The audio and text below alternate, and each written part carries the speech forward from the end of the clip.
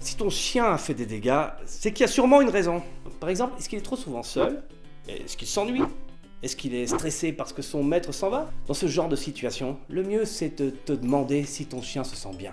S'il a fait des dégâts parce qu'il est stressé, il y a des chances que le retour de son maître le rassure, donc c'est pas vraiment le moment de le gronder. Qu'est-ce que c'est que ça? Non, je t'ai dit de pas faire ça! C'est interdit! De toute façon, il peut pas comprendre tout ce qu'on lui dit. Mais par contre, il va comprendre qu'on est en colère.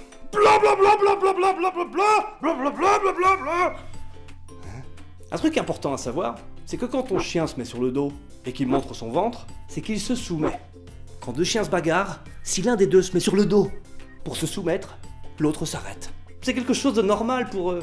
Donc si ton chien fait une bêtise, que tu le grondes et qu'il se soumet, c'est le moment d'arrêter. Parce que si tu continues alors qu'il se soumet, il va pas comprendre ce que tu fais et il va avoir très peur.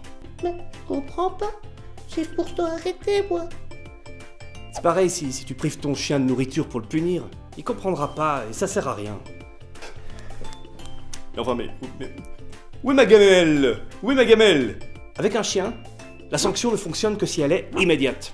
Et c'est pareil avec la récompense d'ailleurs. Dans l'exemple de la BD, la punition va fonctionner si Stéphanie prend Ricky en flagrant délit de détruire quelque chose.